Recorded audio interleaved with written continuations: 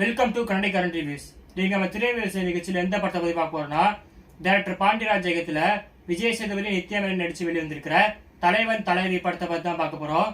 தலைவன் தலைவி இந்த படத்தோட கதையை பற்றி பார்த்தோம்னா, படத்தோட ஆரம்பத்தில் நித்யா மேனன் ஒரு சின்ன பாப்பாவையும் அவங்க குடும்பத்தையும் கூட்டிட்டு ஒரு குலதெய்வம் கோயிலுக்கு போவாங்க.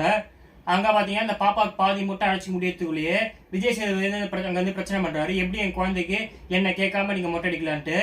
அப்புறம் தான் தெரிய வருது நித்யா மேனமும் விஜய் சேதுபதியும் புருஷன் முன்னாடிங்க பிரிஞ்சிருக்காங்கட்டு பிளாஷ்பேக்ல காட்டுவாங்க. பிளாஷ்பேக்ல பாத்தீங்கன்னா விஜய் சேதுபதி ஒரு ஹோட்டல் வச்சு நடத்திட்டு இருப்பாரு. பல பிரச்சனைக்கு அப்புறம் நித்யா மேனன் கல்யாணம் பண்ணுவாரு. அதுக்கப்புறம் பாத்தீங்கன்னா ஒரு பெரிய சண்டையால அவங்க 2 பேரும் பிரிஞ்சு போயிருவாங்க. 2 பேர் குடும்பமும் அவங்க 2 பேரும் ஒண்ணு சேர மாட்டாங்கன்றது அந்த படத்தோட கதை. ஸோ அந்த படத்தோட கதையை பத்தி பார்த்தாச்சு. இந்த படத்தோட பாசிட்டிவ்ஸ் நெகட்டிவ்ஸ் பத்தி பார்ப்போம்.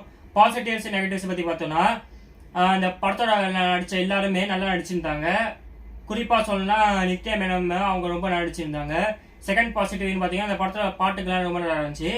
தேர்டு பாத்தீங்கன்னா இந்த படத்துல எந்த ஒரு கெட்ட வார்த்தை கெட்ட சீனோ எதுவுமே கிடையாது. எல்லாரும் சின்ன குழந்தைங்க வந்து பெரியவங்க வரைக்கும் பாக்குற மாதிரி ஒரு நல்ல ஃபீல் குட் மூவியா இருக்கு. எந்த இடத்துலயும் லேக் பெருசா இல்ல. கதை நல்லா கொண்டு போயிருந்தாங்க. காமெடியும் ஓரளவுக்கு பண்ணியிருந்தாங்க. சில இடங்கள் நல்லா சிரிப்பு வர மாதிரியே இருந்துச்சு. அப்புறம் அவள் தான் இந்த படத்தோட பாசிட்டிவ்ஸ். இந்த படத்தோட நெகட்டிவ்ஸ் பற்றி பார்ப்போம். நெகட்டிவ்ஸ் பார்த்தீங்கன்னா இந்த படத்தோட கதை தான். இந்த படத்தோட கதையை ஒரு படமா எடுக்கிறது பதிலாக ஒரு பெரிய கல்வெட்டில் எழுதி ஒரு மியூசியத்துக்கு வச்சிருந்தாங்கன்னா, இந்த படத்தில் போய் தியேட்டரில் பார்க்குறவங்க கலெக்ஷனோட படத்தில் இந்த மியூசியத்துக்கு போயிருப்பாங்களா அவங்களோட கலெக்ஷன் பெருசாக இருக்கும். அவ்வளோ அழுத பர்சனான கதை இது. ஒரு நல்ல கதையை பார்த்து எடுத்துக்கலாம் அவங்க.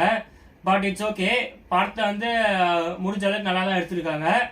ஸோ அந்த படத்தை யார் போய் பார்க்கலான்னு சொன்னால், யாராலும் போய் பார்க்கலாம். முன்னாடி சொன்ன மாதிரி சின்ன குழந்தைங்க வந்து ஃபேமிலி ஆடியன்ஸ், மெயினாக இது வந்து ஃபேமிலி ஆடியன்ஸ்க்கான படம் தான். ஸோ ஃபேமிலி ஆடியன்ஸ் போய் பார்க்கலாம். இந்த படத்துக்கு நான் கொடுக்குற ரேட்டிங் 60